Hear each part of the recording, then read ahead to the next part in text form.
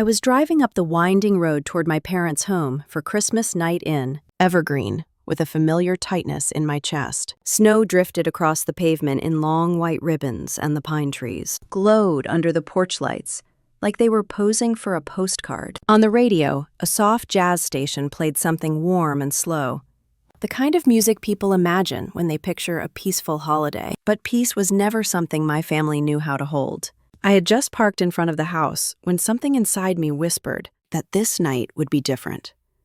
I could not explain why. Maybe it was the quiet, or the cold, or the way my hands shook a little when I turned off the engine. Before I stepped out of the car, I caught myself thinking about all the women who listened to stories like mine, while folding laundry or sitting in bed or cooking dinner. I wondered if any of them ever felt that strange tightening before a moment that would change their life. If you are listening right now, I am curious where you are and what you are doing. For me, I was sitting in my car, staring at the front door of my parents' house, when everything started to shift inside me. I pushed the thought away and went inside. The smell of roasted ham and cinnamon filled the house. The dining table was set with the old red and gold Christmas linens, the ones Mom only brought out for special occasions. Dad sat at the head of the table, his posture stiff and proud, the same as always.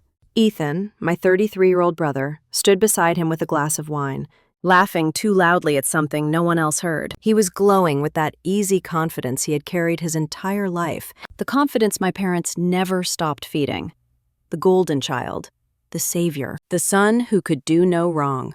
I stepped inside, and Mom brushed past me to throw her arms around Ethan. She kissed his cheek, touched his hair, and told him how proud she was. Dad clapped him on the back and joked about how Ethan would take over the world any day now. Their voices lifted and circled around him like he was some sort of holiday miracle. I stood there for a moment, holding my coat in one hand, waiting for someone to look at me.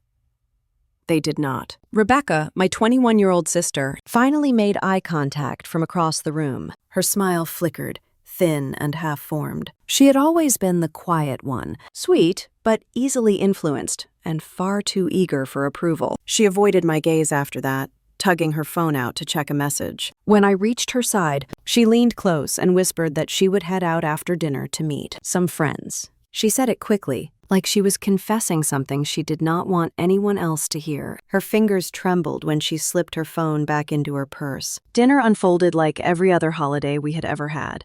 My parents bragged about Ethan. My mom bragged about how he had almost gotten a promotion at his company even, though she could not remember the title. My dad repeated a story about Ethan helping a neighbor fix a fence, stretching it into something heroic. Every time I tried to speak, the conversation shifted away. They did not even notice.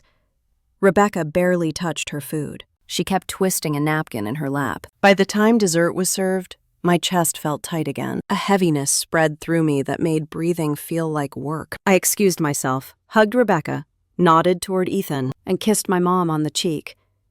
Dad barely raised his eyes from his plate. The snow had begun to fall more heavily when I stepped back outside. I brushed flakes from my hair and walked to my car, feeling colder than the wind around me. The drive home to Denver took almost an hour. The road curved through the mountains, and the headlights cut long silver paths into the dark.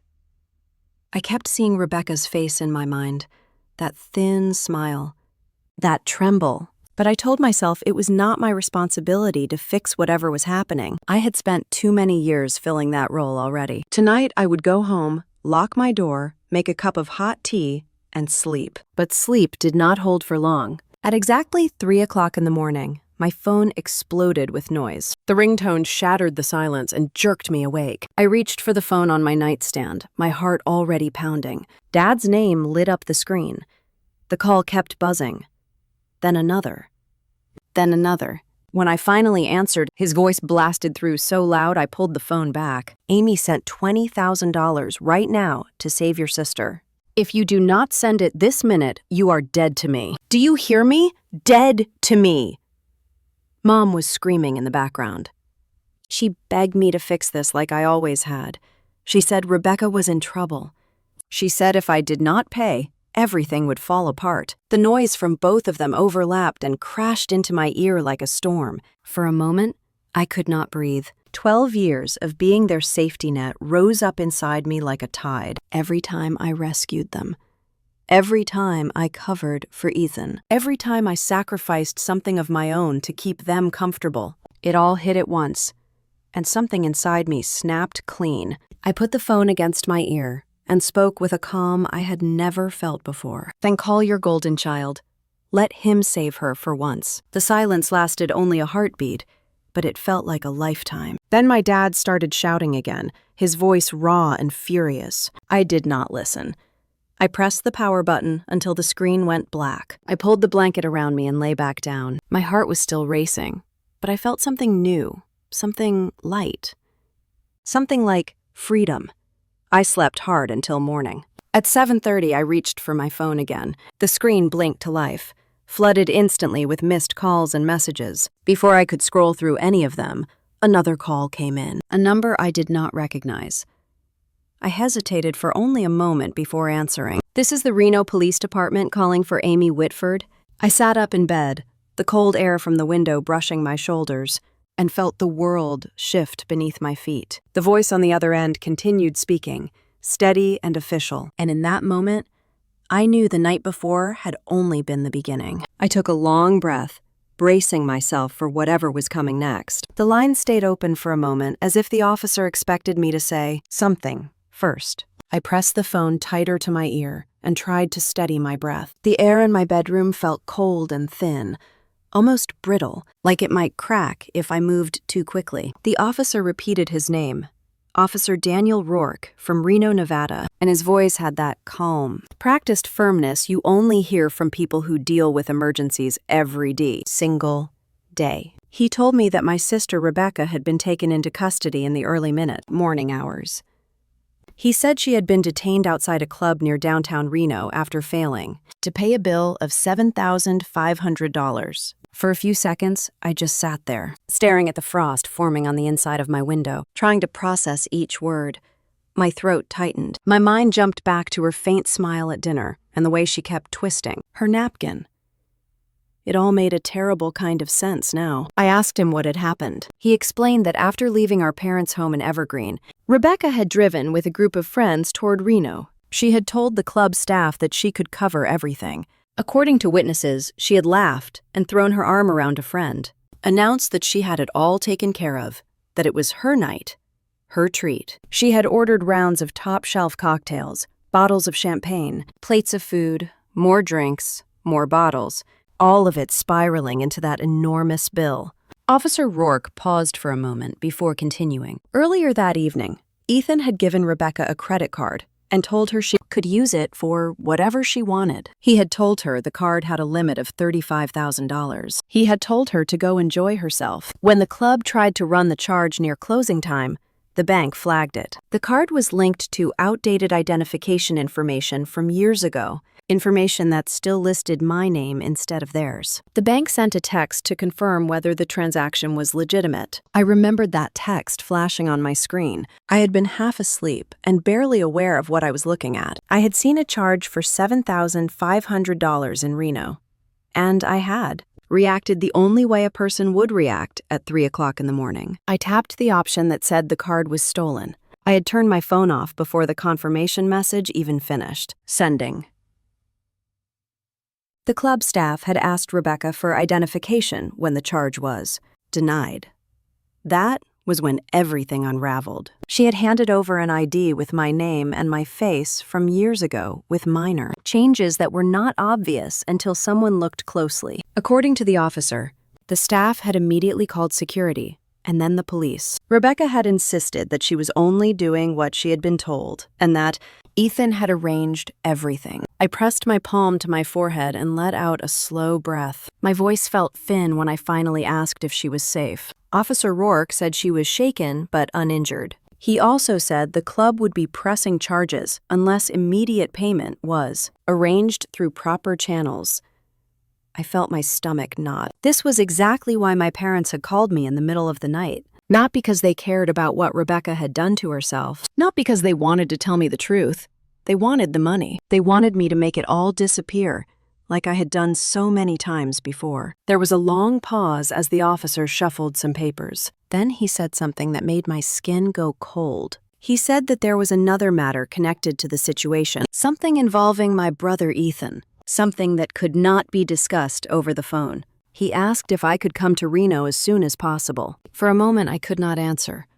My hand trembled around the phone. The room felt smaller, the air heavier. Every instinct inside me told me to keep my distance, to stay in Denver, lock my door, drink some coffee, and pretend none of this had anything to do with me. But I knew better. I knew that if Ethan's name was involved, the trouble was far deeper than what had happened at that club. I asked if my parents had been informed. Officer Rourke said yes, they had been contacted earlier, but neither of them had answered follow-up calls. They had left one voicemail and had not responded since. That did not surprise me. They never answered when responsibility was required. They only answered when they needed something. The officer asked again if I could come in person. His tone had shifted slightly. It was still professional, but there was something underneath it. Something like urgency. Something like concern. I told him I understood and that I would make arrangements. He thanked me, confirmed the address of the precinct, and ended the call. I stayed in bed for a long moment after the line went silent. My hand rested on my chest, feeling the quick, uneven rhythm of my breath. The sky outside my window had brightened to a pale gray. Snow dusted the balcony. Cars moved slowly along the street below. Everything looked peaceful. Everything felt wrong. I swung my legs over the edge of the bed and sat there, staring at the carpet. My mind kept circling back to Rebecca passing that ID across the bar, smiling too wide, pretending she belonged in a place she did not. I imagined her terrified face when she realized she could not pay. I imagined her calling Mom, hearing panic instead of comfort. I imagined her whispering that Ethan had told her she could use the card, that Ethan had said everything would be fine. I had never wanted to see my sister in trouble, but trouble had a way of finding her, or maybe trouble had a way of finding anyone who trusted Ethan too much. I stood up and went to the kitchen. The coffee maker clicked and hummed. I wrapped my hands around the warm mug and stared out the window. Evergreen was a little over an hour away. Reno was almost 8. Snow made both drives worse, but distance had never protected me from my family's chaos. It had only delayed it. I rinsed the mug, grabbed my coat, and stuffed a small bag with essentials. Wallet, keys, charger, a folder of old documents I had kept for years without quite knowing why. I turned off the lights and locked the door behind me. The cold hit me as soon as I stepped outside. My breath came out in white clouds. As I got into the car, the quiet pressed around me again. The same quiet I had felt before Christmas dinner. The same quiet that hinted something was shifting. I turned the engine on and placed my phone in the console. Just before I pulled out of the parking lot, the phone buzzed again. Another unknown number. Another piece of the story waiting to drop. I hesitated, then answered, bracing myself for whatever came next. A woman answered on the other end, and it took me half a second to recognize my own mom through the shaking in. Her voice. She did not even say hello. She went straight into crying and gasping and telling me that I had broken her heart. She said Rebecca was sitting in some filthy holding room in Reno, terrified and alone. And all she needed was for me to stop being stubborn and send the money so this nightmare would end. I listened without saying anything for a moment. The phone pressed to my ear, the engine idling quietly beneath me.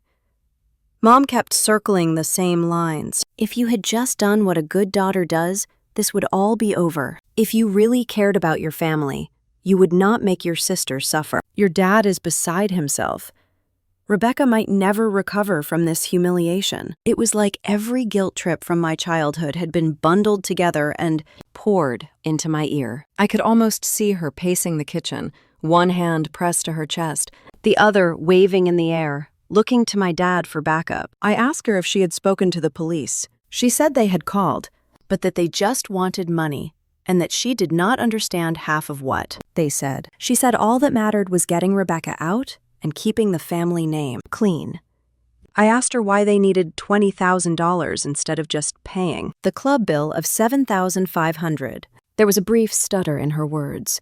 She said there were fees, legal fees, penalties, that it all added up quickly, that these things were complicated, And the important part was not the details, but the solution. Something in me cooled when she said that. I told her I was driving up to Evergreen. I said I would not talk about money over the phone and that we would discuss everything face to face. She did not like that answer. She tried to pull me back into the old script, saying there was nothing to discuss, only a problem to pay off. I told her I would be there in an hour and ended the call before she could. Drag me into another emotional knot. The drive up the mountain felt different that day. The snow from the night before had settled into a thin crust along the shoulders of the road. Pine trees leaned toward the sky, heavy with white. Cars moved carefully along the two-lane highway, their tires whispering over the asphalt. Inside my car, the heater hummed and the dashboard glowed a soft orange. My hands were steady on the wheel. My chest still felt tight, but there was something solid under the fear now. A thin line of anger that kept getting clearer the closer I got to my parents' house. When I turned onto their street, everything looked peaceful. Little houses with wreaths on the doors, strings of lights drooping along gutters. My parents' driveway had not been fully cleared, only 2 narrow tracks carved through the snow. I parked in the same spot where I had stood less than 24 hours earlier, still wearing a fake smile after dinner, still pretending that I did not see the way they erased me from their picture of the perfect Whitford family. Mom opened the door before I even knocked. Her eyes were red and puffy, and she held a crumpled tissue in one hand. The smell of old coffee and reheated ham drifted out behind her. She grabbed my arm as soon as I stepped inside, her voice dropping into a pleading tone. She said the bank had frozen the card. She said the police were exaggerating. She said everything could go away if I would just do what I had always done and come through for the family. Dad was at the dining table, hunched forward, elbows on his knees, staring at a cold plate of food he had not touched. His jaw was tight, that familiar clench that meant he was angry, but trying to look like he was in control. He did not stand up when I came in. He just looked at me with eyes that were more tired than I remembered and told me that my little outburst at 3 a.m. had been childish and cruel. He said, "Good people do not turn their backs on blood." I stood near the doorway and let their words wash over me without moving. Closer. I asked them again why they needed $20,000 when the bill at the club was for $7,500. Mom waved her hand and said there were additional charges. Dad muttered that there were things I did not understand about legal, settlements, and discretion. Neither of them gave me anything concrete. Every answer was smoke. I felt something heavy and cold settle in my stomach. It had always been like this with them. They expected me to hand over money first and trust their version of the story later. For years, I had done exactly that. No questions, no boundaries, just quiet transfers from my account into whatever fire they had started that week. My career has grown. My salary has risen, but my savings had always been bleeding out somewhere in this house. My eyes drifted toward the sideboard near the kitchen where my mom kept all the mail. A messy stack of envelopes leaned against a ceramic bowl. Most were the usual junk. Bright colors, flyers, a charity request, but a few had the stern, uniform look of official letters. Thick paper, bank logos, windowed envelopes. My heart gave a small, hard thump in my chest, while Mom went on about how Rebecca had always been a sensitive girl and how humiliation might scar her for life. I stepped toward the stack and started sorting through it. Mom snapped at me not to rummage through her mail, then tried to soften it by saying it was all just boring bills, nothing important. That only made me look closer. Near the middle of the pile, I saw Ethan's name in bold letters on a notice from a finance company. I did not recognize. It mentioned late payment and possible collection. The amount due was written out as $35,000. The paper felt heavy in my hand. My mouth went dry. I held it up and asked my parents when they were planning to mention that my golden brother was buried in debt. Dad's face twisted. He said it was under control, that it was a temporary setback. Ethan had some investments that were going to come through any day now. Mom stepped in front of me and tried to take the letter, saying I did not need to worry about it. Behind that envelope, another one caught my eye. This one carried the name of a bank I knew too well. There was a line across the top that read, "Notice of reverse mortgage adjustment." The letter listed my parents' names and the amount of $140,000. $7,000. I felt the room tilt a little as I read it. I had known they were living mostly on Dad's pension, but I had believed their house was the one solid thing they still had. I asked them when they had taken out a reverse mortgage on the house. Mom's lips pressed into a thin line. Dad said it was none of my concern. He said parents did what they had to do to keep their family afloat. He said I had no right to judge decisions I knew nothing about. I reminded them I had been the one wiring money for years to cover gaps I did not create. I asked if the reverse mortgage was used to pay off more of Ethan's mistakes. Neither of them answered. Mom turned away, fiddling with a dish towel. Dad stared at the wall. I could feel a slow burn rising in my chest. Not the wild anger that explodes and then fizzles out, but a steady flame that had been starving for air for far too long. I set the letters down on the table and told them what Officer Rourke had said about Rebecca. I described the club, the fake ID, the card linked to my old information, the charge that had triggered the bank text at 3 a.m. Mom flinched when I mentioned the ID. She told me not to make such a big deal about it. She said Ethan had only been trying to help Rebecca feel more grown, that he had wanted her to fit in with her friends. She said it was just a silly mistake, that kids did things like that all the time. She made it sound like Ethan had lent her a jacket, not my identity. I asked her if she understood what it meant for someone to walk into a bar with my name on a piece of plastic and rack up charges the way Rebecca had done. I asked her if she realized that if I had not marked the transaction as stolen, those $7,500 would have landed squarely on me, on top of all the other things I had already carried. She blinked at me, then said that Amy always landed on her feet, that I had a good job and solid credit, and that these things did not hurt me the way they could hurt Ethan or Rebecca. In her mind, my stability made me fair game. I felt something close behind my ribs. It was like hearing my role in the family spoken out loud for the first time. I was not a daughter to them. I was a resource. My gaze went back to the pile of mail. A smaller envelope lay at the very bottom, slightly crumpled, as if it had been opened and shoved there in a hurry. The bank logo on the corner made my skin prickle. My name sat in the center in capital letters, Amy Whitford. The word Notice of Delinquency ran across the top. The date printed on it was from 4 years earlier. My fingers tightened on the paper. The room went very quiet in my head. For a few seconds, all I could hear was my own heartbeat and the faint hum of the refrigerator. I looked up at my parents, still bickering over what I should do to save Rebecca, and realized there were entire chapters of this story that I had never been allowed to read. I lowered my eyes back to that envelope with my name on it, and slowly slid my thumb under the edge, knowing that whatever was inside was going to change everything. I thought I knew about how deep their betrayal went. I slid my thumb under the edge of that envelope and eased it open, trying not to tear the paper. The letter inside was folded into thirds, the way banks always do it. My name was printed across the top in bold, and beneath it a line that read, Notice of Delinquency, dated from 4 years earlier. The account number did not match anything I recognized. The balance due was several $1,000s, enough to make my stomach clench. I read the letter once, then again more slowly. It said the account was opened in my name, at my parents' address in Evergreen. It mentioned missed payments. It suggested that I contact them immediately to avoid going into collections. It was the kind of letter that would have made me panic if I had seen it in 2020. Only I had never seen it. They had. I looked up from the paper and asked my parents when they planned to tell me that there was an account in my name that had gone delinquent. Mom shrugged, her shoulders tense and tight. She said something about clerical errors and how banks made mistakes all the time. Dad glared at me and said I was overreacting, that if there had been a real problem, I would have heard about it by now. His voice had that familiar edge that warned me not to push further, but I was done obeying those warnings. I folded the letter and slid it into my bag. I told them I would not be handing over $20,000.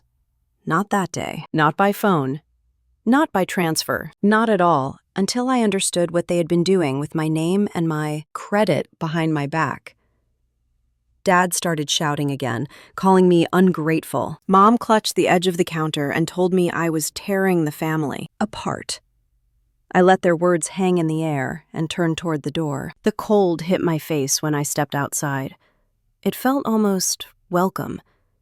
It cleared my head. I walked to my car with that envelope burning in my bag like a hot coal. When I shut the door and started the engine, my hands were shaking so hard, I had to take a moment before putting the car in gear. On the way back to Denver, I kept thinking about one person. Julia Marks. We had gone to college together at Colorado State. Back then, Julia had been the one everyone went to for help with anything money-related. Budgeting, student loans, tax questions. She always said she wanted to be the kind of lawyer who could protect regular people from getting crushed by the fine print. The last time I had checked her social media, she was working as a financial attorney in downtown Denver. At a red light, I used a voice command to call her. When she answered, her voice sounded exactly the same. Bright and warm, with that underlying steel that made you feel like she could take on a whole bank if she had to. I told her a small piece of what was happening, keeping my voice steady by sheer force. I mentioned the delinquency notice, and the fact that I had never seen it until that morning. There was a pause. Then she asked if I could come to her office that afternoon. Her tone shifted from friendly to professional in an instant. That alone scared me almost as much as the letter. By the time I reached Denver, the sky had gone from pale gray to a washed-out blue. The city streets were slushy and wet. I drove to her building, parked in the garage, and rode the elevator up with my heart lodged in my throat. Julia met me in the lobby outside her suite. She hugged me once, quick and tight, then stepped back and really looked at my face. She did not bother with small talk. We sat down in her office, a clean space with a simple desk, 2 chairs, and a small plant that had seen better days. She asked me to hand over every letter I had brought. I passed her the delinquency notice, the reverse mortgage statement I had slipped into my bag when my parents were not looking, and the late payment letter with Ethan's name on it. She scanned each one, her eyes moving quickly. Then she turned to her computer and said she was going to pull my full credit report. She explained in simple terms that it would show every account ever opened under my Social Security number, along with payment history, balances, and any derogatory marks. I nodded, even though my chest felt like someone had wrapped a belt around it and pulled hard. It took only a few minutes for the report to be generated, but the wait felt longer. I watched Julia's face as she read through the lines. Her expression hardened, her eyebrows pulled together. She leaned closer to the screen, then sat back and let out a slow exhale. She told me that my report showed 2 credit lines opened within the last several years that did not match anything I had described as mine. One was opened in late 2018, the other in early 2020. Both were at banks I had never used. Both listed my name, my Social Security number, and my parents' address in Evergreen. Both had gone delinquent, then been brought current, then fallen behind again. The pattern looked exactly like someone juggling payments with borrowed money. My mouth felt dry. I asked her if there was any chance this could be a simple mistake. She shook her head. She said banks did not usually attach the wrong Social Security number by accident, especially not twice. She clicked into the details and pointed out that the electronic signature on the applications looked the same on both, and that the handwriting on the scanned forms, where it appeared, had a certain slant to it. I stared at the screen.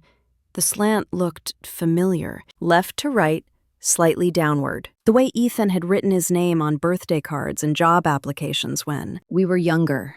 The way he had signed a thank you note to me once when I had paid off one of his old parking tickets. Julia asked if anyone else had access to my Social Security card or old copies of my ID. I thought about the drawer in my parents' hallway where my mom kept documents. I thought about the way she had brushed off my questions that morning, how she had tried to shoo me away from that stack of mail. I thought of Ethan walking into that house whenever he wanted, moving through it like it all belonged to him. I felt the truth land in my chest with a heavy, undeniable weight. It was not just Rebecca waving around a fake ID in Reno. This had been going on for years. Ethan had not just borrowed my identity for a wild night. He had used it like a tool, maybe like a weapon. For a moment, my vision blurred. I leaned back and pressed my fingertips against my eyes until the sting eased. 12 years of emergencies flashed through my mind, one after another. The college tuition I had paid without asking questions. The credit cards I had cleared when my parents said they were in trouble. The random transfers. The constant little crises that always seemed to center around Ethan, and yet somehow landed on my shoulders. I heard Julia's voice come through the haze,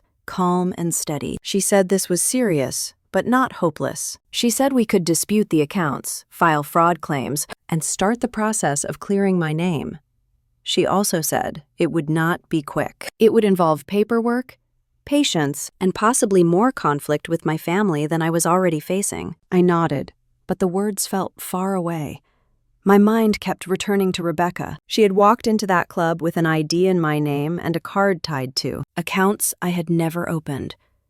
She had done it because Ethan told her she could. She believed him when he said everything would be fine. The realization clawed at me. Rebecca was not just the latest screw-up in a long line of screw-ups. She was the latest casualty in a pattern of using me as a shield. When Ethan got in too deep, he hid behind my stability. When my parents ran out of options, they leaned on my credit the way they had leaned on my paychecks. They did it so often and so casually that it had stopped even registering as wrong in their minds. Rage washed through me, hot and cold at the same time. Not the kind you throw at someone in a shouting match, but the kind that sinks down into your bones and settles there. It was not just that they had used me. It was that they had done it without ever admitting it, without ever giving me the truth. They had let me think I was choosing to help, when really, they were taking pieces of me without asking. Julia touched my arm gently and asked if I was all right. I took a breath and told her I needed to know everything I could about those accounts. Every date, every address, every place a document had been mailed. She nodded and printed out copies, sliding them across the desk toward me. Her printer hummed and clicked, spitting out pages that might as well have been pages from a history book. I had never been allowed to read. As I gathered the papers into a folder, my phone started buzzing on the desk. The number was unfamiliar again, but this time it was one I recognized from earlier. Reno. My heartbeat picked up, tapping faster in my chest. Julie Dahl paused and looked at me, eyebrows raised just slightly. I picked up the phone and answered. The same measured voice came through. Officer Daniel Rourke. He asked if it was a good time to talk. I told him I was with my attorney, but that I could listen. He hesitated for just a second, then said there was another name I needed to hear. A young man named Garrett Brooks. He said Garrett was not just some ex-boyfriend of my sister's, not just another bad choice in a line of bad choices. Garrett was connected to a refund scam they had been tracking for months. And Ethan, my brother, might be tied to it as well. He told me I needed to hear the full story, in person, as soon as possible. I felt the folder grow heavier in my lap, full of proof that my brother had already been stealing parts of my life for years. Now the officer was telling me that was only one piece of something bigger, something darker, something that reached far beyond a single night in a Reno club. I looked across the desk at Julia, who watched my face carefully and knew that whatever came next would demand more from me than money had ever done. He told me I needed to hear the full story in person, and then the line went quiet. Within an hour, Julia had shifted a few meetings and booked us both on the next flight to Reno. She looked at me over the top of her glasses and said in that no-nonsense way she had always had, that I was not going to walk into this alone. I did not argue. The idea of sitting in some police station by myself, listening to strangers unravel my family, made my skin crawl. The flight was short, but it felt strangely long. Out the window, the mountains rolled by, patchy with snow and dark trees, then flattened into the dry winter browns of Nevada. I kept my hands folded in my lap, the folder of documents tucked under my arm like armor. Julia went over a simple checklist with me. What we knew, what we suspected, what we could prove. I heard her words, but my mind drifted again and again to Rebecca, sitting in a holding cell somewhere, and to Ethan, wherever he was, probably convincing himself this was all just bad luck. When we landed, the cold in Reno had a different bite to it, sharp and drier than in Denver. The air smelled faintly like dust and exhaust. We picked up a rental car and followed the directions on Julia's phone to the police station. The building itself was plain, low and boxy, with a small flag snapping in the wind out front. Inside the lobby, everything was clean but worn, a lot of gray tile and fluorescent light. Officer Daniel Rourke met us at the front desk. He was taller than I had pictured, with tired blue eyes, and a face that suggested he had seen more than he ever wanted to. His voice in person matched the one on the phone, calm and measured, like he was always careful about where he set his words down. He shook my hand, then Julia's, and led us to a small conference room with a table and 3 chairs. He began by laying out what they already knew. There had been a group of young people, including my sister and a man named Garrett Brooks, who had been coming in and out of a few high-end bars and clubs around Reno and nearby areas for months. Staff knew them as the kids who liked to pretend they were celebrities. Bottle service, expensive cocktails, loud laughter, always recording everything on their phones. They played the part very well, he said. Too well, considering none of them actually had that kind of money. He explained that Garrett was at the center of it. He was the one who liked to promise a good time to anyone willing to follow his lead. He would tell people that life was short and that you had to act like you belonged in the fancy places before those places would ever really open to you. He surrounded himself with people who were young enough and eager enough to believe him.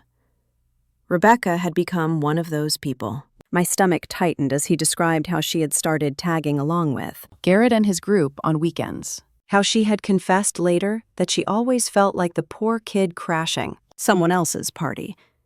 Ethan had noticed that, the officer said. He had seen how badly she wanted to seem important, so he had stepped in. According to Rebecca's statement, Ethan had visited her on campus a few weeks earlier and taken her out for coffee. He had listened while she talked about Garrett and her new friends and the parties and how everyone expected her to keep up. Then he pulled a card out of his wallet and slid it across the table to her. She told the officer that he had smiled and told her the card had a huge limit, that she should go enjoy being young. Those big sisters like me had always had life handled, and it was her turn now. I felt something twist inside my chest, half anger, half grief. The officer went on.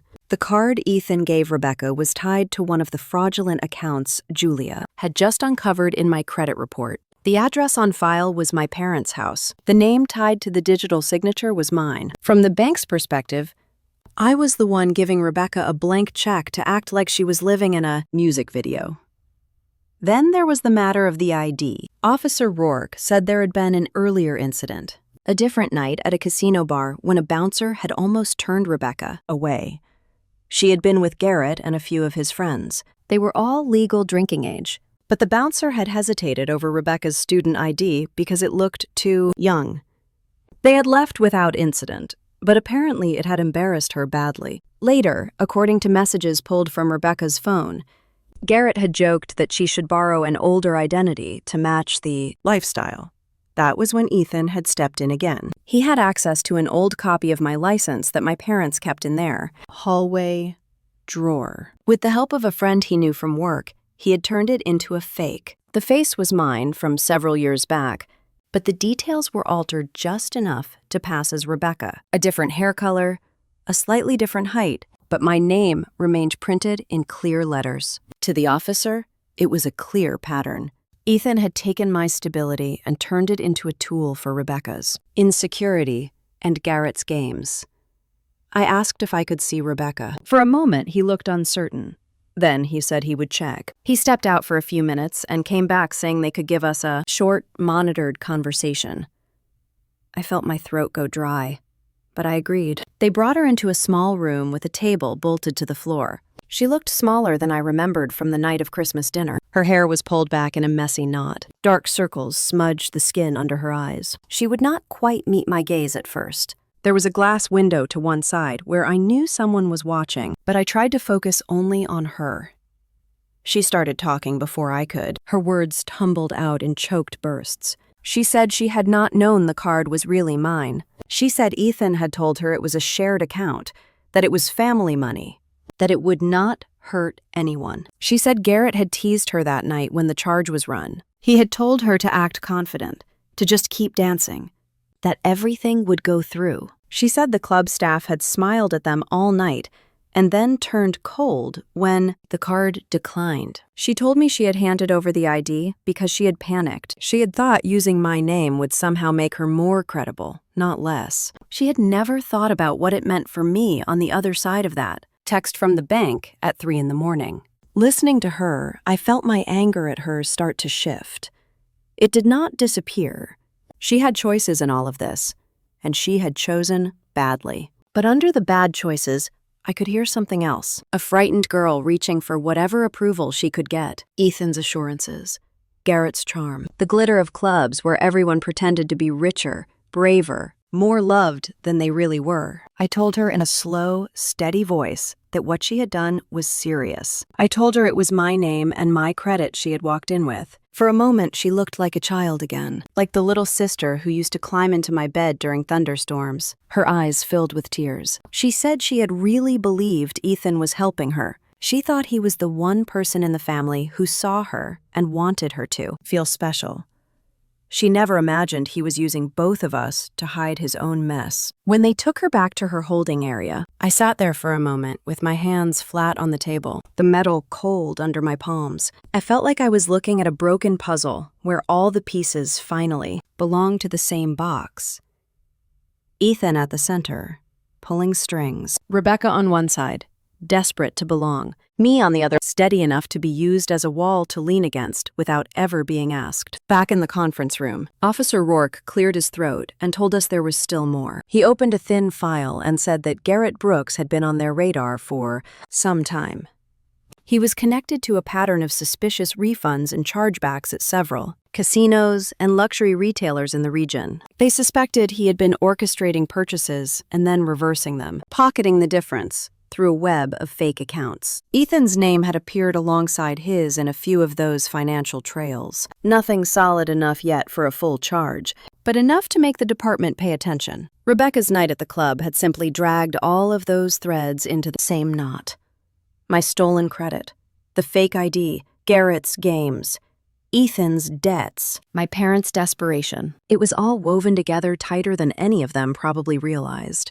I asked what would happen to Rebecca. The officer said if she cooperated fully, and if this was indeed her first serious offense, there was a chance the district attorney might consider a diversion program instead of a full prosecution. Some kind of counseling, restitution, maybe community service. He said her willingness to tell the truth about what Ethan and Garrett had done would matter a lot. Then he met my eyes in that steady way again, and told me the part I had been, half expecting and dreading at the same time. Etten was being formally summoned to appear the next day for questioning. The department would be reviewing not only his role in Rebecca's case, but also his possible connection to Garrett's wider activities. The officer said I had every right to bring any documentation I had, the credit reports, the bank letters, anything that showed how long this pattern of using my identity had been going on.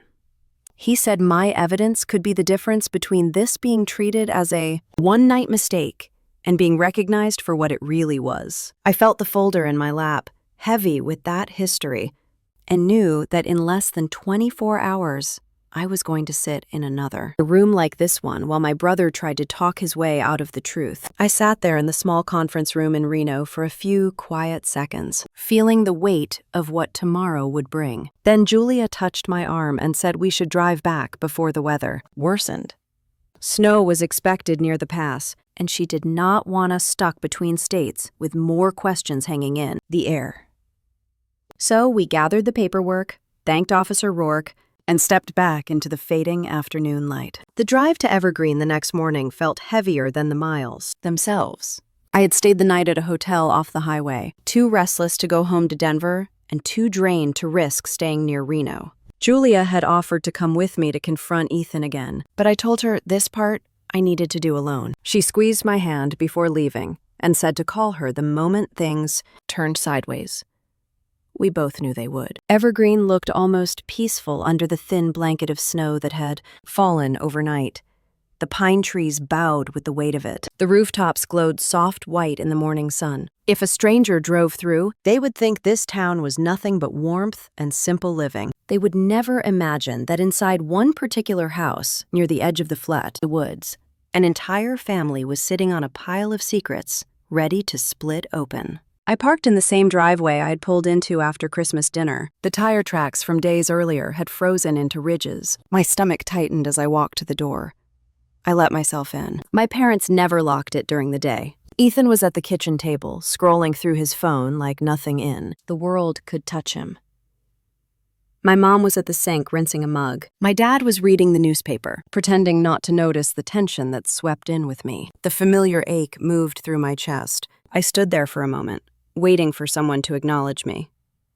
No one did. I pulled out a chair across from Ethan and sat down. He looked up with a slow smirk, like he was annoyed I had interrupted whatever he was watching. I asked him to explain what he had done. He leaned back in his chair, arms crossed over his chest, and shrugged. I had seen that shrug 1,000 times throughout our childhood, the one that said he was confident he could charm, dodge, or bully his way past any accountability.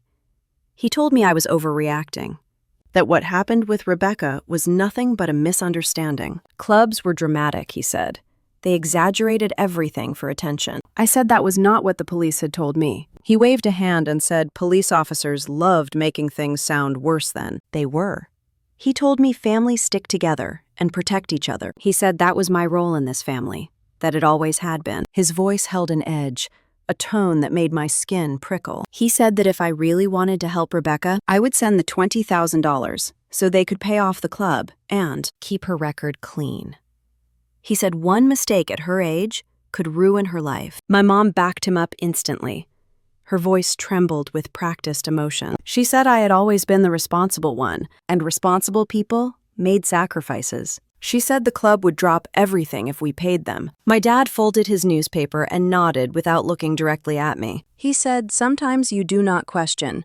You just take care of your own. I stared at them all and felt something inside me shift. It was not anger, exactly, more like an old scar tearing open to reveal the wound had never healed. I reminded Ethan that he had used my name to open credit lines, that he had stolen my identity, that he had dragged Rebecca into this because it suited him. He shrugged again and said he had only used my ID a few times. No big deal. We were family.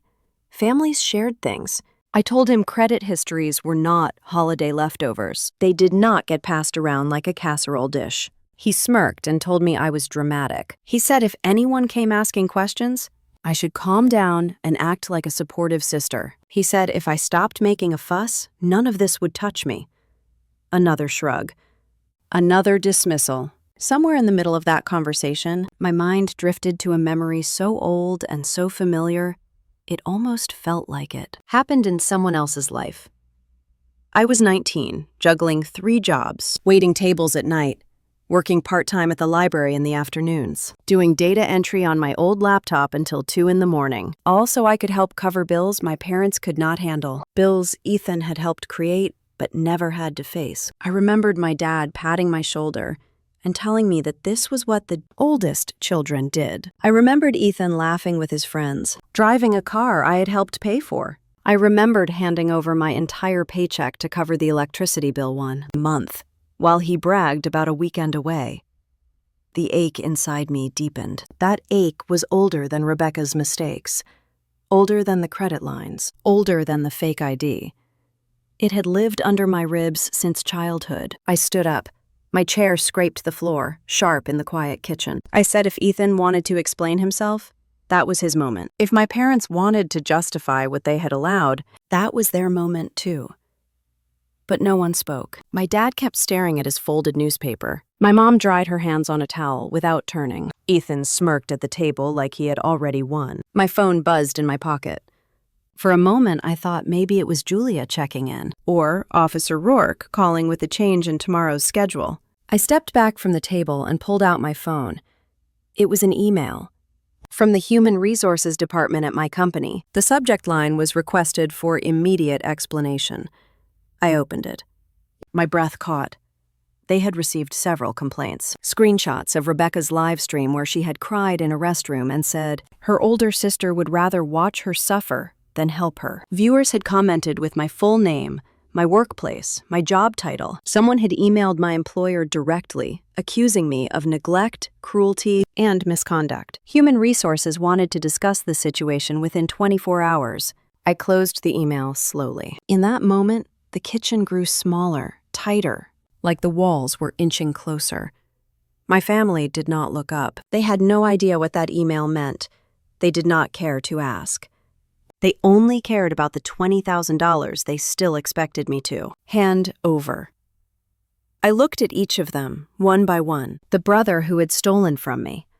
The mom who cried on cue. The dad who treated Ethan's mistakes like unfortunate weather. And all I felt was an exhausted clarity. I turned and walked toward the front door.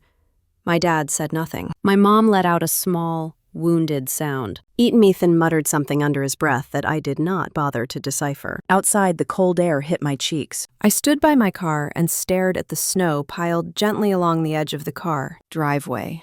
The mountains beyond the trees looked pale blue against the winter sky.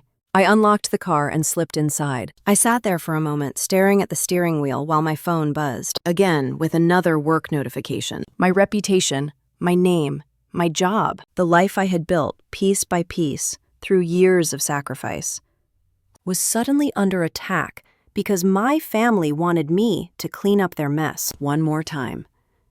I started the engine. I did not know exactly what tomorrow would bring when Ethan faced questioning. But for the first time, I knew something with absolute certainty. I was done letting them shape the story. I pulled out of the driveway and watched the house shrink in my rear window as a new kind of fear and a new kind of resolve settled hard and steady in my chest. I drove the winding road out of Evergreen with the engine humming low beneath, me and my thoughts moving too fast to catch. The snow thickened as I climbed toward the highway, little white flecks streaking across the windshield, like my life was being erased and rewritten in the same breath. By the time I reached Denver, the sun had dipped behind the Front Range, and the city lights were beginning to glow like a scattered constellation across the dark. I parked in my usual spot outside my apartment building, but I did not get out. Right away, I sat with my hands on the steering wheel, the lingering chill from Evergreen still clinging to my fingers. My phone buzzed again with another email notification from work. The knot in my stomach pulled tight. I finally forced myself out of the car and took the elevator up, feeling each floor climb like another layer of pressure settling on me. The next morning, I walked into the office early, long before most of the team arrived. The halls were quiet. The kind of quiet that always felt both peaceful and ominous. I made myself a cup of coffee in the break room, but even the familiar smell did nothing to steady my nerves. My meeting with Human Resources was scheduled for 9 a.m. sharp. At 8:57, I walked into the small, glass-walled conference room, where Denise Holloway, the head of HR, sat waiting. She was usually warm and encouraging, the kind of person who remembered birthdays and brought cookies to staff meetings. Today she looked tired, tense. She motioned for me to sit. She started slowly. She said the company valued me. She said I had been one of the strongest engineers on our team for years. She said she admired my dedication. Then she opened a folder on the table and slid a printed screenshot toward me. It was Rebecca's live stream. Her tear-streaked face, her shaking voice, her words accusing me of leaving her to be humiliated alone in a police station hallway. Denise said the video had been shared widely. Some viewers had emailed the company. A few had posted angry comments on our project pages. She said they were concerned about brand reputation, especially with the large municipal contract we were about to finalize. She said that while she understood this was a family matter, the online attention was making the leadership nervous. I told her the truth. I told her Rebecca's live stream was missing context, that the situation was tied to identity theft, financial fraud, and a police investigation, that everything Rebecca had said in her video had come from panic and pressure and a lifetime of family dysfunction. Denise listened. She believed more than she said, I could tell, but she also looked trapped in her role. She reminded me that companies worry about appearances. She said that even when employees are victims, messy family scandals can spill into public view in ways organizations cannot control. She said the leadership team wanted an explanation in writing. She said we needed to get ahead of this before it touched the city project. I nodded and felt something inside me sink a little lower. I had worked my entire adult life to build a reputation for reliability, integrity, and strength. And now that reputation was being threatened by the very people I had sacrificed most for. The door suddenly opened. Sophie Caldwell stepped in without knocking. She was a project manager I had worked with for years, sharp as a tack, unshakably loyal, and never afraid to speak uncomfortable truths. She asked if she could join. Denise agreed. Sophie sat down and said she had seen the live stream. She said she had already emailed leadership to vouch for my character. She told Denise that I was the first to volunteer for overtime when deadlines were tight. The one who caught errors before they became disasters. The one who covered for others without being asked. She said that whatever was happening in my family had nothing to do with the kind of colleague or engineer I was. Her voice was steady, protective, and fierce in a way that made my throat tighten. For a moment, I could not speak. Denise thanked her, but said the company still needed documentation. Anything that could help them understand the situation if further complaints came in. She said this was not disciplinary action, but it could become one if the story grew louder online. When the meeting ended, I walked back to my desk feeling both shaken and steadied. Shaken because my job, the one place in my life where I felt secure and respected, was suddenly vulnerable. Steadied because Sophie had stood by me without hesitation, even when my own family never had. I spent the rest of the afternoon gathering everything I had. I printed the credit reports Julia had shown me. I organized the messages from my parents demanding money. The screenshots of Ethan's name linked to fraudulent accounts. The reverse mortgage statement my parents had never told me about.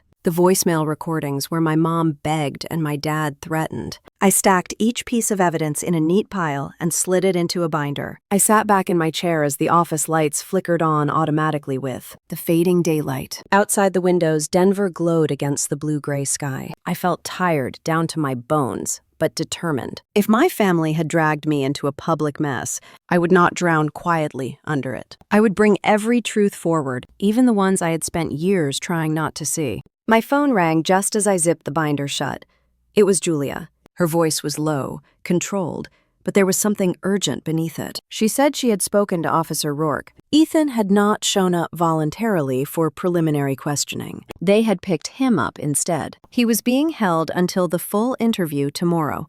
She said we needed to get back to Reno by morning and prepare for the hearing. I sat there holding the phone against my ear, the office now almost empty around me. Ethan was finally in a place he could not shrug away, dismiss, or charm himself out of. The reality of what he had done was settling around him like cold water. I told Julia I would meet her at the airport at dawn. When I hung up, I pressed my palms flat on the cool desk surface and let the breath I had been holding slowly leave my chest. The day had started with a threat to my career and was ending with the first real crack forming in the shield Ethan had used his entire life. I turned off my computer, gathered the binder, and walked toward the elevator. My chance to finally confront the truth under the full light of the law was waiting in Reno. And I knew, deep in the center of my chest, that everything after tomorrow would look different. The next morning came faster than my mind could catch up. One moment, I was lying in the dark, staring at the ceiling of my apartment,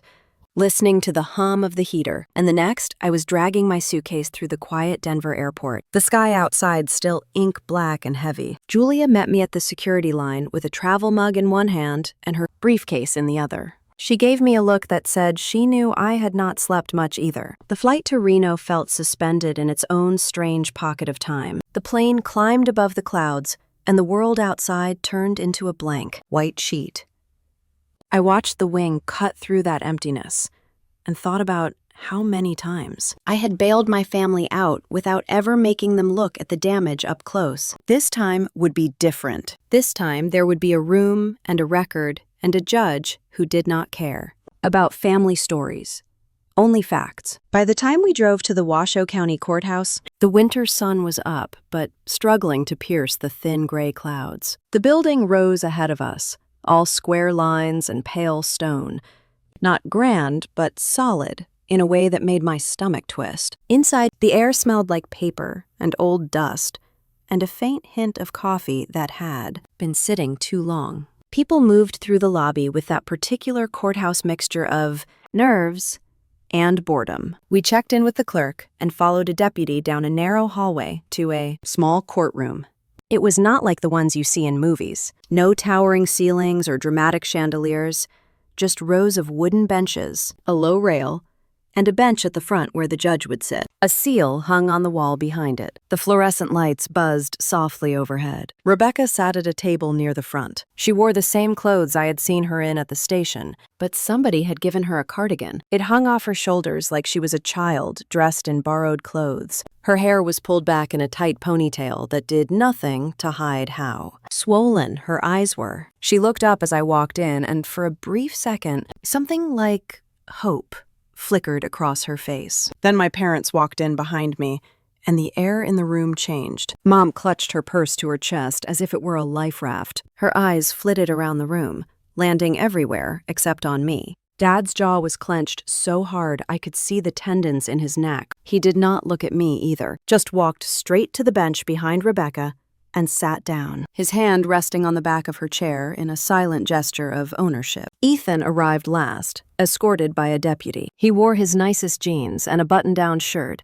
but the effect was dulled by the cuff marks around his wrists, where the handcuffs had been removed. For the first time in a long time, he did not walk into a room like he owned it. He threw a quick look at my parents, then at me, then quickly away, his mouth tightening. Julia and I took our seats at a separate table reserved for interested parties. She laid out the binder between us and placed a small notepad beside it. Her calm steadiness grounded me a little. I focused on her presence and tried not to let my eyes drift toward the judgment in my parents' faces. The bailiff called the room to attention when Judge Alan Keating entered. He was an older man, maybe in his late 60s, with silver hair and deep lines around his mouth that suggested he had spent years listening to people lie to him. His gaze swept the courtroom and settled briefly on each of us, taking in more than he said. He began by reviewing the basics. There was a charge against Rebecca for presenting fraudulent identification and failing to pay a significant club bill, with the added complication that the identification belonged to an older sibling who had not given consent. There was an ongoing investigation into possible financial crimes involving her brother Ethan and a man named Garrett Brooks. Today's hearing would not resolve every aspect, but would address immediate concerns and determine the next steps. The prosecutor spoke first, outlining how Rebecca had walked into the club with a card that did not belong to her and an ID that was not truly hers. She described the $7,500 tab, the declined charge, the bank notice, the staff's call to the police. She mentioned that the card was linked to accounts that appeared to have been opened using identity information from the older sister, me, without authorization. Then it was my turn. Julia nudged the binder closer, and the judge asked if I wished to present information. My legs felt stiff as I stood. I carried the binder to the front and placed it on the evidence table with hands that only shook a little. I explained as plainly as I could that accounts had been opened in my name from my parents' address, that I had never authorized them, that the pattern of charges and payments matched the financial chaos I had been unknowingly propping up for years. I told him about the credit report Julia had pulled, the delinquency notice I had found, the reverse mortgage my parents had taken out without ever mentioning it to me. I slid forward copies of the letters, the credit statements, the bank notifications from the night of the club charge. The judge leafed through them slowly, his expression unreadable. The prosecutor took notes. Ethan stared at the table. Mom covered her mouth with her hand, her shoulders trembling. But still, she did not look at me. When I described how Ethan had given Rebecca a card tied to one of those fraudulent accounts, something in the room shifted. Judge Keating asked Ethan directly whether he had done so. Ethan cleared his throat, tried to smile, and said he had only wanted to help his little sister have a good time. He said he had not realized there was anything wrong with the card. He said Garrett had handled the details. He tried to lean on that word mistake like it would save him. The prosecutor asked whether he had accessed his sister's old identification. Then he admitted he had used it a couple of times to help Rebecca get in, places where she felt out of place. He said he did not see what the big deal was. He said families shared, and besides, everyone exaggerated what had really happened at the club. His tone was casual, edging on irritated, as if the whole proceeding was an inconvenience. The judge listened without reacting, then turned back to the documents. He asked the prosecutor about the connection to Garrett. She explained that financial records showed a pattern of purchases and refunds, using overlapping accounts, some in Garrett's name, some not, some tied to Ethan's employment information, and some tied to my stolen identity. It was not yet a complete picture, but it was enough to indicate that Ethan was a central figure, not just an innocent brother. Rebecca began to cry quietly at the table. At first, it was just a shimmer in her eyes. Then a small sound escaped her, and soon tears were slipping down her cheeks unchecked. She turned in her chair to look at me fully for the first time that day. The apology in her face was so raw it hurt to see it. She asked the judge if she could speak. He allowed it. Her voice shook as she admitted that she had believed Ethan when he told her. The card was safe to use. She said she honestly thought I had agreed to it, that Ethan had told her it was family money, and that I would be fine. She said she had wanted so badly to impress her friends, to keep up with the image Garrett and his crowd projected, that she had ignored the knot in her stomach when she handed over that fake ID. She turned back to me and said she was sorry. Not dramatic, not practiced, just small and broken. She said she had never meant to drag my name through the mud, at work, or online, or in that club. She had thought she was borrowing some of my strength. She had not realized how much of it I had already been forced to give. My eyes burned, but I held her gaze and nodded just once. I could not erase what she had done, but I could see clearly now that Ethan had laid the path for her feet and then stepped back to let her take the fall. That was when my dad surged to his feet. He pointed a shaking finger in my direction, and his voice came out louder than it had any right to be in that quiet room. He said I was destroying the family. He said airing dirty laundry like this in front of strangers was unforgivable. He said I had always thought I was better than them because I moved to Denver and got a degree and a fancy job. And now here I was, throwing my brother under the bus to make myself look righteous. The bailiff took a step forward, but the judge lifted a hand and told my dad to sit down.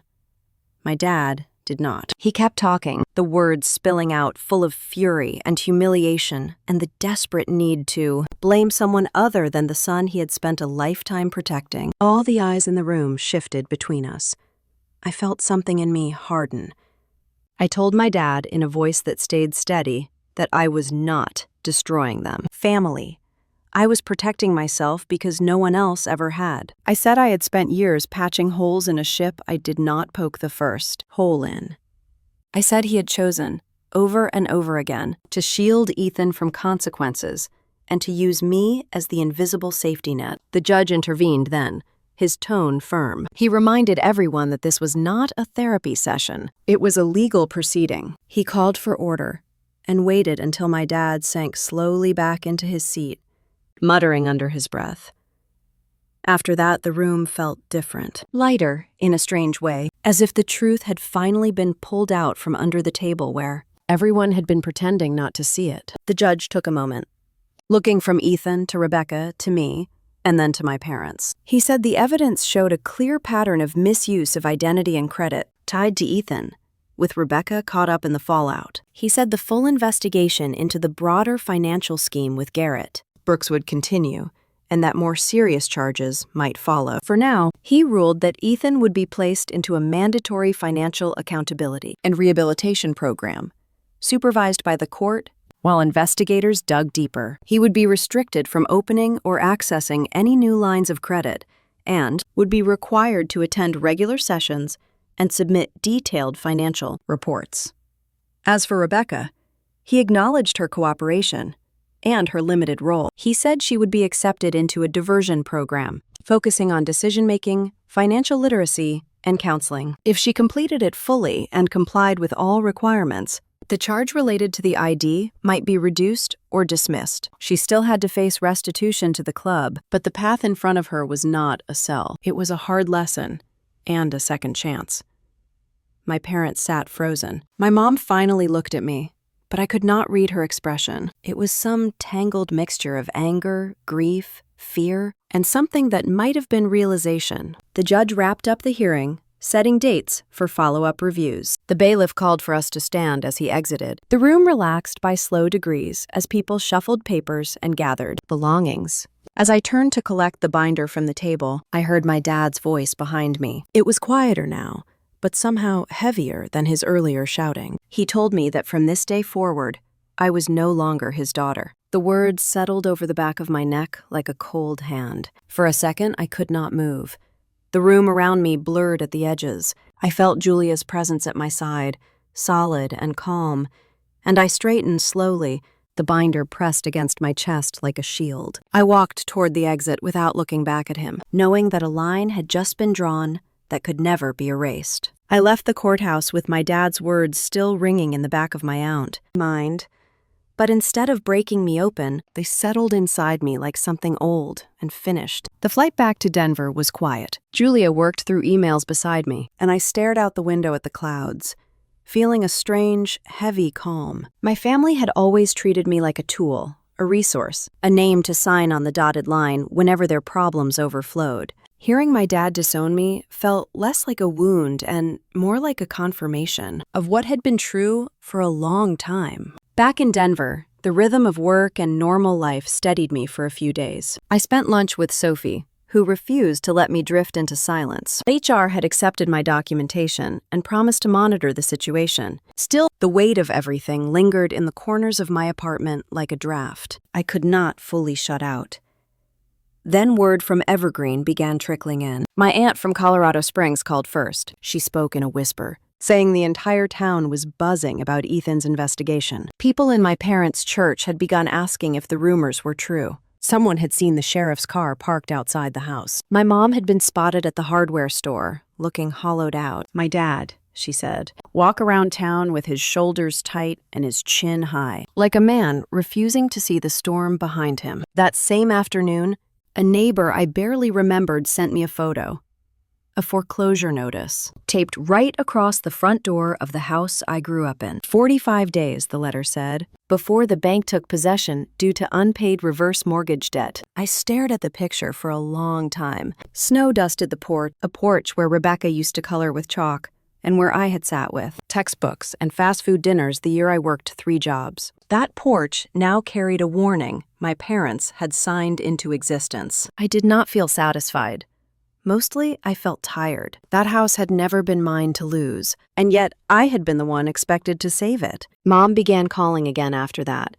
I blocked 2 numbers, then 3. She left voicemails that swung between sobbing and cold accusations. She said if I had any compassion, I would come home and fix this.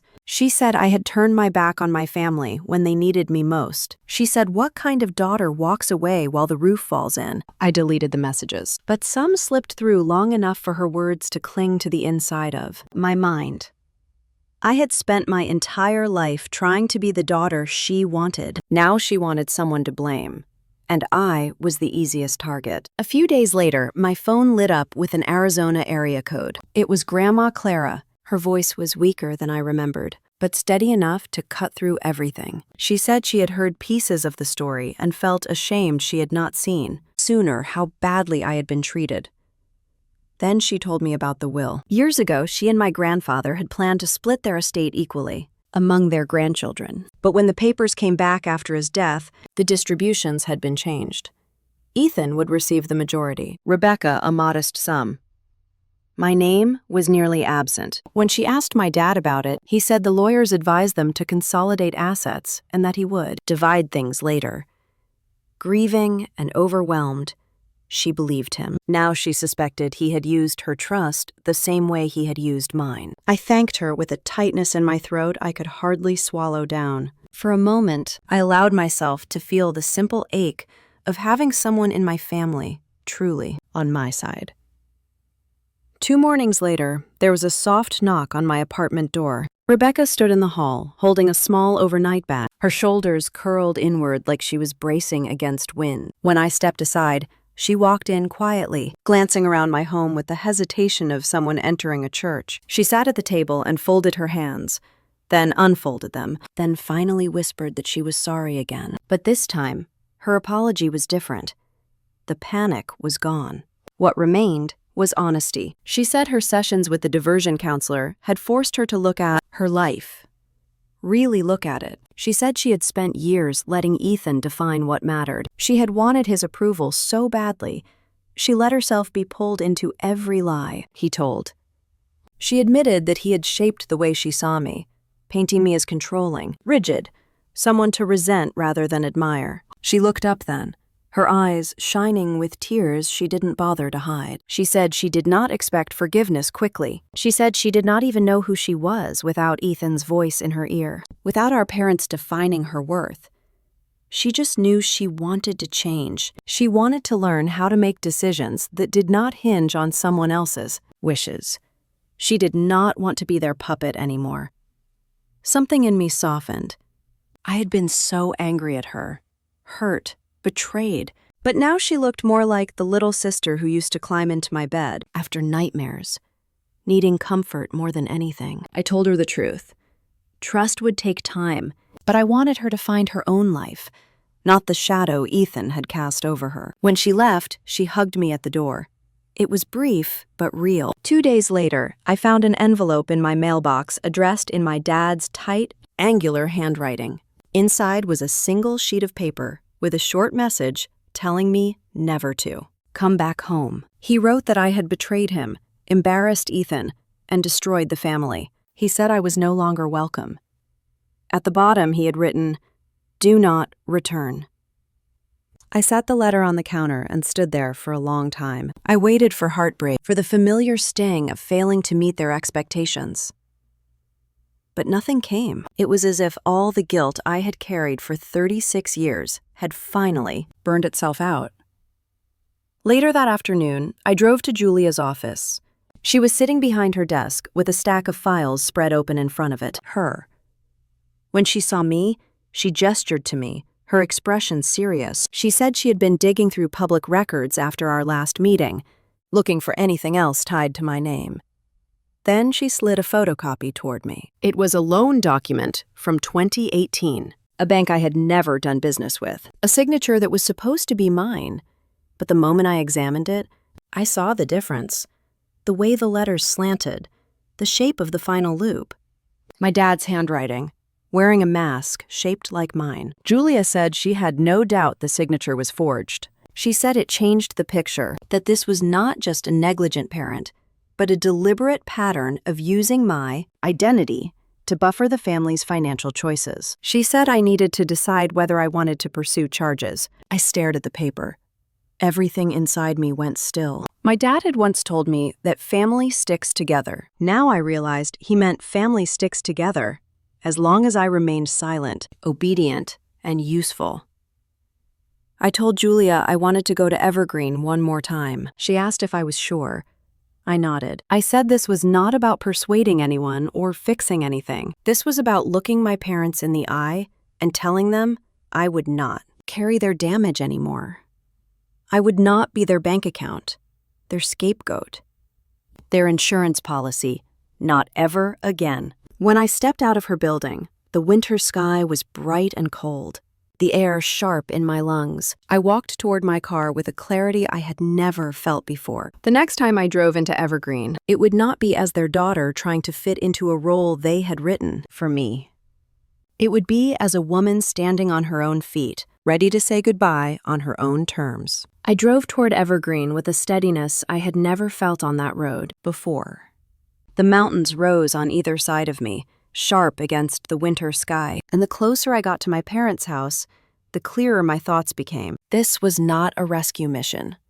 This was closure. I parked at the curb and stepped out into the cold air. The house looked smaller than I remembered, almost timid, behind the foreclosure notice still taped to the front door. For a moment, I just stood there, breathing in the scent of pine and snow, letting myself feel the weight of the years that had brought me back to this moment. Inside, the living room was dim, lit only by a small lamp near the couch. My dad sat stiffly in his old recliner, arms crossed, as if bracing himself for a fight he was already certain he would win. My mom sat beside him, shoulders hunched, hair messy, eyes red. Ethan leaned against the wall behind them, hands in his pockets, looking older than his 33 years, a man carrying consequences for the first time in his life. Julia walked in behind me, folder in hand. No one greeted her. No one greeted me either. The silence felt thick, like the house itself was holding its breath. My dad spoke first. His voice was sharp, almost brittle. He said that if I was here to apologize for what I did in court, I could turn around right now. He said he would not accept it anyway. I looked at him. really looked at him, and felt that familiar hollow place inside me widen. Then I told him, calm and steady, that I was not there to apologize. Julia stepped forward and opened the folder, placing a printed loan document on the coffee table. My dad glanced at it, then looked away as if it were an annoying piece of junk mail. Julia explained that this document carried a forged signature, mine, dated 2018, tied to a loan I never agreed to and a bank I had never used. She said the writing matched his pattern, not mine. My mom gasped softly. Ethan shifted uncomfortably. My dad barely blinked. He said everyone exaggerated everything. He said people in our family always helped each other. He said it was just a small signature, nothing more. My mom whispered his name like a plea, but he did not look at her. Julia laid out the next piece of evidence, the delinquency notice from 2020, addressed to me but intercepted at their house. Then the email confirmation for credit lines linked to my Social Security number. Then a signature comparison analysis. Then the photo of last week's foreclosure notice. My dad sat there, tightening his jaw with each page she turned. My mom began to shake, tears sliding down her cheeks. Ethan stared at the floor. The way a child might look at a broken toy, he finally realized he could not fix. When Julia was done, I stepped forward. My voice felt steadier than it had in years. I said that I knew everything now. The accounts in my name, the loans, the signatures, the choices they had made while pretending I was selfish for trying to live my own life. I said I had spent years working overtime, taking extra shifts, sacrificing vacations and holidays because I thought I was helping a family that loved me. But now I saw I had been used. My dad shot up from his recliner and demanded to know what I planned to do. He asked if I was calling the police next, if I was here to humiliate him again, if I wanted to destroy the rest of what little they had left. I stood my ground.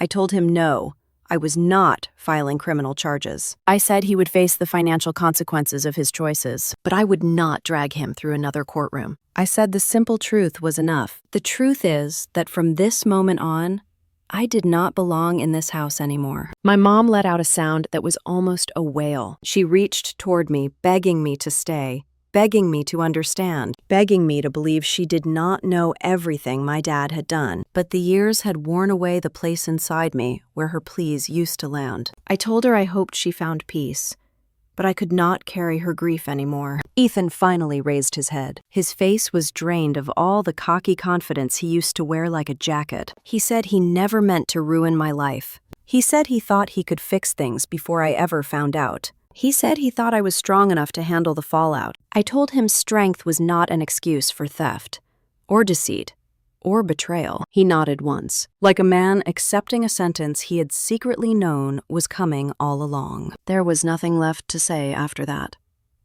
I walked toward the door. Julifa followed quietly. Behind me, I heard my mom crying, my dad cursing, and Ethan whispering something I could not make out. I did not turn around. 2 weeks later, the Whitford house was emptied. The shutters were closed. The yard was overgrown. A rental sign hung at the edge of the driveway where Ethan once played basketball. Word reached me that my parents had moved into a small rental across town. Ethan lost his job at the auto shop when the owner learned of the investigation. He was required to attend mandatory financial accountability sessions 3 times a week and repay part of the fraudulent debt. Mom picked up part-time work at a senior center. Dad refused to speak to anyone about what happened. Karma had arrived in its own quiet, steady way, one consequence at a time. Rebecca entered her counseling and mentoring program in Reno. A month into it, I got an email from her, short and careful. She wrote that she finally understood how deeply our family's patterns had shaped her, how far she had drifted from who she wanted to be. She thanked me for not abandoning her, even when she had made that so difficult. She said she hoped that one day, when she had healed enough, we could start over as adults, instead of the shadows of our past. I sat at my kitchen table and read her message twice. Then I sent her a reply telling her I was proud of her. That was enough for now. Life in Denver began to feel different in ways I had not expected. I signed a lease on a new apartment with a balcony that faced the mountains. The first night I slept there, I left the living room curtains open just to see the sunrise light up the snow. Sophie and Julia came over one Saturday morning. We drank coffee and sat on my balcony wrapped in blankets, doing about everything and nothing. I felt a kind of peace I had never known in my parents' house, a peace that came from choosing a life instead of surviving one. There were moments when grief caught up to me, moments when I remembered holidays at the old house, or the way I used to hope my dad would be proud of me. But grief no longer owned me. It just passed through, leaving room for something steadier. As winter turned toward spring, I realized I had reached the end of a long and painful road. I had confronted the truth. I had chosen myself. I had stepped out of a story that was never written for my benefit, and for the first time in my life, the next chapter belonged entirely to me. If you have ever been told you were too much or not enough for your own family, remember this: silence can be power, and truth can be the loudest revenge. Tell me in the comments what integrity means to you and where you are listening from.